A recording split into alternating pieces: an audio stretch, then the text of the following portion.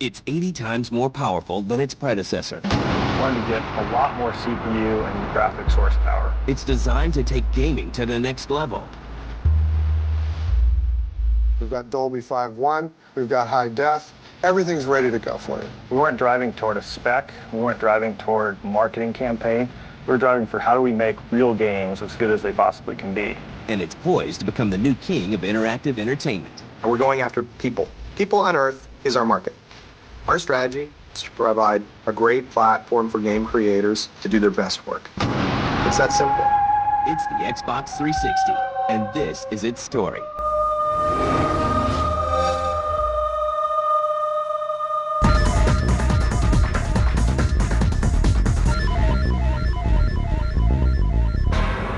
In 2001, the console wars are raging. The software giant Microsoft finds itself playing a role that it's not accustomed to, the underdog. On Xbox One, our goals were pretty simple. It was beat Sony's performance and get to market faster than anyone's ever developed a game console. We were new to the market, brand new product in an established environment. Sony already had a huge installed base by the time we hit the streets. They'd been out about 18 months before we launched.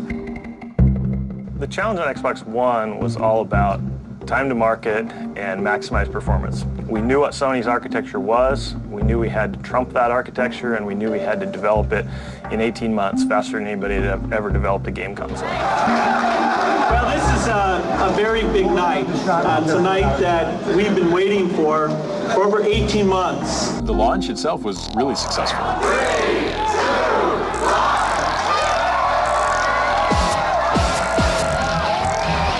When we did launch, we sold out every one we had. We had a pretty good launch lineup, and we just kept building momentum.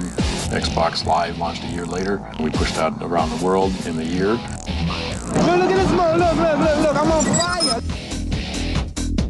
So we were very, very happy with the launch of Xbox. By August 2005, 13 million Xbox consoles are sold in the US. A strong showing for a newcomer. But it's short of Sony's established base of 30 million PlayStation 2s. While the original Xbox is anything but a failure, Microsoft has already set its sights on the next round. The Xbox 360 program started back in 2002. The code name for the product was Xenon. The lessons learned from the first Xbox prove invaluable. When we think about Xbox, it was really kind of learning the business. Microsoft had never done a game console before, hadn't really done a hardware business at this scale before. So there was a lot to learn, just about how to run a business, how to sustain the business. So they wanted to get a foothold in the market. They wanted to figure out what worked. As we got into the market, we realized there was a lot more to the business that we didn't understand. Actually building a successful business on the financial side and building a bigger ecosystem where more of our partners could make profit. One of the big lessons we learned from Xbox was being more of a worldwide company. Xbox was kind of a US-centric product. I mean, it's a bunch of Microsoft guys, team members that got together and built a product. One of the things we learned was, hey, we didn't build a box that was as universally appealing as we'd have liked. So in Japan, it was a little intimidating. It was black, it was big. It wasn't something that they necessarily wanted to have in their home. In Europe, again, the black box wasn't as universally as interesting. At that time, we didn't know exactly what our architecture was going to be. We didn't know when Sony was going to launch.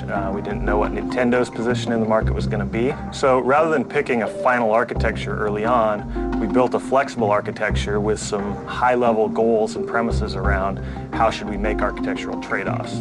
We got all together and said, how can we build the best overall product? And we went through a process of time where we actually sat down and developed a plan, basically a 30-page document that said, here's what we'd like to build. And we did that in the context of a worldwide product. How do we address the Japanese market? How do we address the European market? How do we address the US market? How do we look at other regions around the world? How do we attract a broader audience? How do we make it great for the hardcore gamer? As the Xenon team puts together a game plan for the Xbox 360, Microsoft starts looking for the next generation technology that will power it.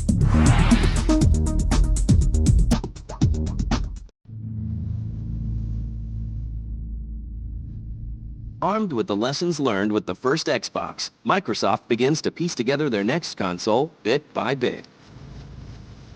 We didn't want to be second to market again. So what that meant to us was that we felt we had to be ready in 2005. It's important for Microsoft to come out first because if they want to beat Sony, who's the market leader 2 generations in a row, they need every single tool they can use, including the early launch, to get ahead of Sony. Started working on the 360 plan, putting together the early details, working on what we thought the hardware plan was going to be. It's a really interesting process because you're always balancing this ultimate design that you want to have against technological constraints, schedules constraints. All these things can affect what you can do from a design standpoint. So you look at things and say, well, this is the ultimate experience. And then we go over to the hardware team, they say, oh my goodness, if you do that, that adds 2 cents. We're like, 2 cents? Oh, well, 2 cents times X million is a lot of money. Well, there's some basic features, if you will, that we want in all of the 360 games. High definition games is one of them, for example. Games that look great in 16:9 high definition, games that have full surround 5.1 audio. The HD era, we're really on this turning point for the industry. From the 2D to 3D generation of gaming, all sorts of things changed. A lot of rules changed, a lot of the players changed, and obviously the experience that the gamer received changed as well. We're now on the next shift, which is really from 3D to high def.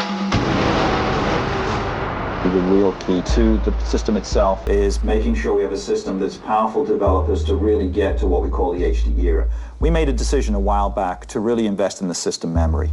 And so as a result, developers now have 512 megs of system memory to deal with. Enough memory for them to really deliver a true next generational and high definition experience. Wanted to get a lot more CPU and graphics horsepower. It quickly became clear that to get the level of performance that we needed, NVIDIA and ATI were the 2 front runners. The big advantage that ATI gave for us is they shared our vision of the HD era. ATI shared that vision of how can we maximize the real performance for real games. We weren't driving toward a spec, we weren't driving toward a marketing campaign. We were driving for how do we make real games as good as they possibly can be. And then once you're ready to go for HD, we're ready there for you because we've got Dolby 5.1, we've got high def, everything's ready to go for you. At the heart of the Xbox 360 are 3 IBM CPUs that, when combined, are 80 times more powerful than the original Xbox. We picked IBM over a bunch of different suppliers, mainly because of the efficiency of their architecture. By efficiency, I mean trying to cram as much CPU horsepower into a very small package, a very small console. Those were key elements in picking IBM. They were willing to work with us in terms of giving us control of our own destiny, in terms of silicon manufacturing. We can control that.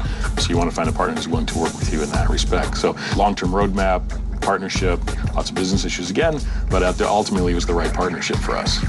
Microsoft wants developers to harness all this newfound power as easily as possible. A real asset that we built in Xbox was our partnership with both developers and publishers, something we focused on very early and something historically Microsoft has actually done pretty well. Microsoft's also done a really good job of supporting third-party developers. Ubisoft, THQ, EA, and Activision, and they all have said Microsoft's been really helpful. Also, efforts are redoubled to capture the interest of Japanese game companies. Japanese game developers has been a tough group for us because we haven't been as successful in Japan. But I think we're doing some really smart things now. We're forging some great partnerships with some of the best historical Japanese developers. Sakaguchi-san, as the creator of Final Fantasy, is going to be doing 2 individual proprietary pieces of intellectual property that will be exclusive for Xbox 360. Mizuguchi-san is one of my favorite developers. We all love things like Space Channel 5 and Rez. And of course, Okamoto-san, most famous for his work on Resident Evil. They've done a good job of getting Japanese developers on board. And through it all, Bill Gates himself keeps tabs on the progress. On Xbox One, I met Bill 2 times in 2 different meetings during the course of a 4-year program. On Xbox 360, for the first year of the development, we were in the boardroom almost once a month. He was so excited about the product that he just wanted to get involved and wanted to be down here on the Millennium campus helping us. While Microsoft works on the insides of the new Xbox, it focuses an equal amount of attention on the outside. We thought maybe this could have a hamburger in it, but so we didn't really think that it worked that well.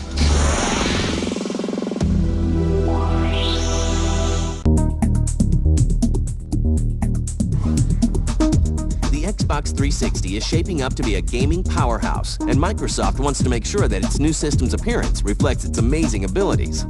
We started with this guy, which was a really wonderful box. It worked really well, but let's just say it needed a little more love in terms of design aesthetic. So we thought, well, where can we go with this?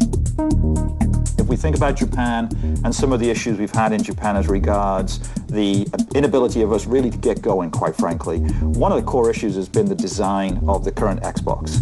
That system was gigantic. It was heavy, and it didn't appeal to anybody but Americans and a few Europeans.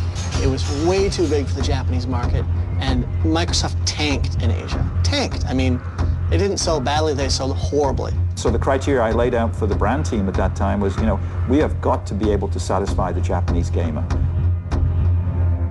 We actually looked at 5 different design companies from around the world. It narrowed down to 2 companies. One was Astro in San Francisco, and another one is hers in Osaka. Got to a point where designs were going back and forth between hers and Astro. And so they started playing with what's the button going to look like? What happens when you actually have enough ports for gameplay and all those kind of things? And so it started really drawing in. The design of the box and the form factor that we ultimately landed on is always a trade-off between mechanical constraints, being thermal and physical constraints, versus industrial design. It's very similar to an architect and a civil engineer building a skyscraper. The best looking design may not be able to be built. The most robust design may be very straightforward, ugly, not the type of thing you'd want to actually build. What we wanted was this breathe-in quality, where it breathes in. You get this sense of power as though you're in the blocks and starting a race, or the analogy was Bruce Lee pulling back to do a punch. On one end of the spectrum, if you make the box too small, you end up with a box that is too hot, too loud, with the fans having to churn a lot of air through that box to cool it off, too high of a cost in miniaturization cost. The other end of the spectrum, if you build only a mechanical design solution, you end up with a very large, ugly box. It may be quiet, but it's not aesthetically pleasing. We did user studies.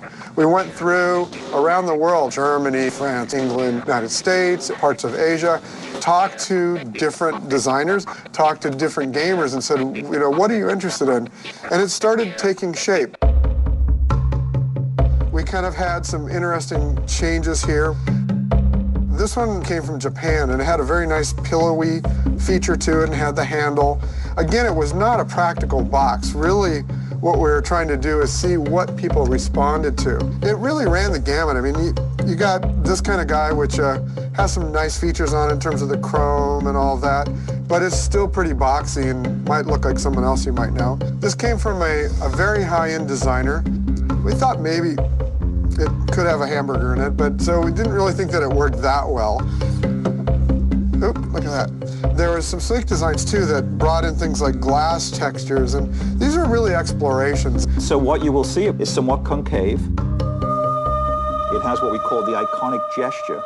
That gesture is iconic enough that makes it distinctive, but not so bold and brash that will make it look, if you will, out of fashion after a couple of years. And what we ended up with was this design. And you can see there's a lot of what was here has been incorporated into the final design. You get the gesture, you get the breathe in, you get a design aesthetic that is more appealing to a wider audience.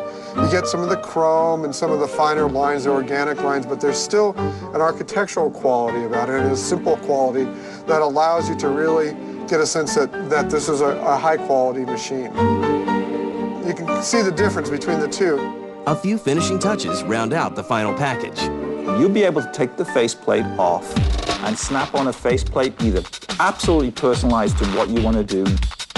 This is our favorite feature too, is that we have the ring of light. It's the thing that tells you how many controllers are actually attached to the system.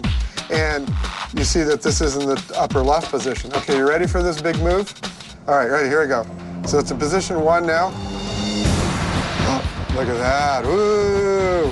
An equal amount of care is given to the design of the Xbox 360 controller. So the areas where we put lots and lots of energy into this is the gamepad itself. People are going to be holding this for hours on end, playing games, playing different types of games that use the control sets in different ways. We did tons and tons of user testing, and we went through all kinds of iterations, some of them even laughable, like this one. And what we did is we actually tried different sizes and shapes. So you kind of go, oh, how's that feel? You'd pass this around, a whole basket full of these, and go, how's that feel in your hand? Oh, I don't know, that feels pretty good. And then you hand it to somebody else and they go, no, that doesn't feel good. One of the key elements to making the console as unique as it is the decision to go wireless on the gamepads. The Xbox 360 controller is not a revolutionary controller. It's an evolutionary controller. Microsoft took the basic shape of the S controller from the Xbox and refined it and polished it and crafted it to a much more ergonomically fit controller. It's lighter, it's very sturdy, it feels good in your hands. But no matter how well designed a controller is, no matter how slick a console looks, it all comes down to the games, and Microsoft knows it.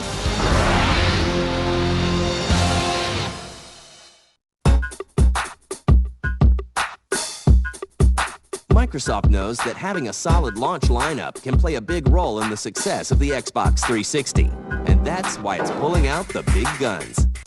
The world's best game creators are building experiences on our console that satisfy gamers and actually reflect the change that our industry and that the consumers are facing right now. There's no super stinkers out there. You've got 4 games from Activision, all pretty hefty games. They're all franchise games except for Gun. You've got a bunch of EA games, all franchise games. Madden, Tiger Woods, FIFA, all that. They really show off the Xbox 360's power. Well, I think the key is going to be the games. And when we look at what we have on slate for the launch window, finally, Rare in the UK will come to bear on this platform. Perfect Dark Zero will be in the launch window. The GoldenEye team have been working on Perfect Dark Zero now for close to 3 years. The other thing about the launch is that Microsoft's 3 games, Cameo, Elements of Power, Perfect Dark Zero, and Project Gotham Racing 3, are all some of the best games on the system in terms of both playability and graphics. Gamers get a glimpse of the new system and its games at E3 and X05. At E3, we showed some games. They were okay, but it was early development, early hardware. X05 was really our coming out party. We wanted to show people what great games we're going to have on the platform at launch. When we came to X05, we were relieved, happy, satisfied that these games actually were going to come through. This was going to be a good launch after all. Turning on the Xbox 360 reveals plenty of new features, including a major upgrade to Xbox Live. So to start off the experience, we've got this new great button. It's the Xbox Guide button. It not only helps you get through your overall experience on the gaming system, but it also allows you to turn on the system.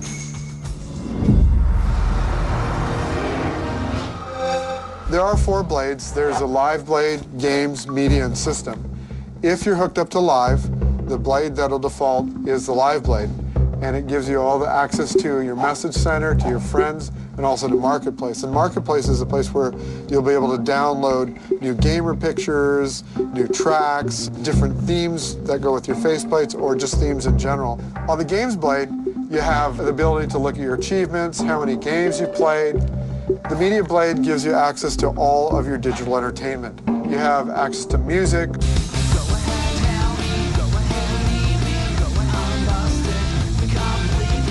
So you can hook in an iRiver. Also, you can plug in a camera, set up a slideshow, play music over it. In Xbox Live now, we've created what we call gamer zones. In gamer zones, you can kind of place yourself where you want to be on the spectrum of gamers. So if you're just kind of a recreational gamer, we have a gamer zone called Recreation. But if you're a really hardcore gamer and you really like to play hard and you want to win that world championship, we have Pro.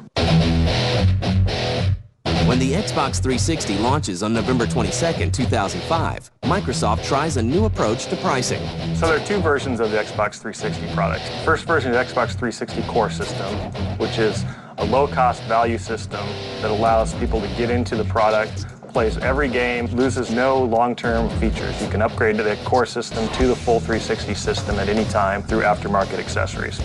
The Xbox 360 system, on the other hand, was optimized to have everything you need out of the box for a great gaming experience. It's optimized for high definition, for the hard drive, for Xbox Live, with all the cables and connections you need, wireless connectivity with wireless gamepads. That's the system where the highest value is packed into that system for the gamer that wants the ultimate next-generation experience. For the first time ever, a console will ship in all 3 major markets of the world in the same holiday. So you will see North America, quickly followed by Europe, and then followed by Japan. As the Xbox 360 takes its first steps into the world, Microsoft is already preparing for the future. The 360's primary upgrade path is the software architecture that we've designed. It's designed to be scalable and upgradable. On the hardware space, because we designed a console that had a flexible architecture, for example, the PCI Express bus exists on the motherboard. So doing a derivative motherboard and a derivative product where we wanted to add features would be very easy for us to do. That's the interesting thing about this business is the finish line is the beginning. In many, many ways. Once it gets out there, people are going to take control of it, and the community will start driving it, and they'll grow it and build it, and it'll turn into something that none of us expected. Yeah, we're going after people. People on Earth is our market. Our strategy is to provide a great platform for game creators to do their best work. It's that simple. Obviously, they want to do well with the system. They want to hammer Sony in all of its sell points. They want to kick their ass in online. They want to kick their ass in the interface. They want to have a bunch of great games. They want to get out there a year ahead of them and really, really take it to Sony. They want to be first. They want to be the #1 console maker in the market. I'm really excited about seeing the launch. It's been over 3 years focusing on this product, and to look back at early slide decks, PowerPoint vision of what the product could be 3 years ago to what we actually are delivering now, we got to 99% of that original vision, which is amazing to me.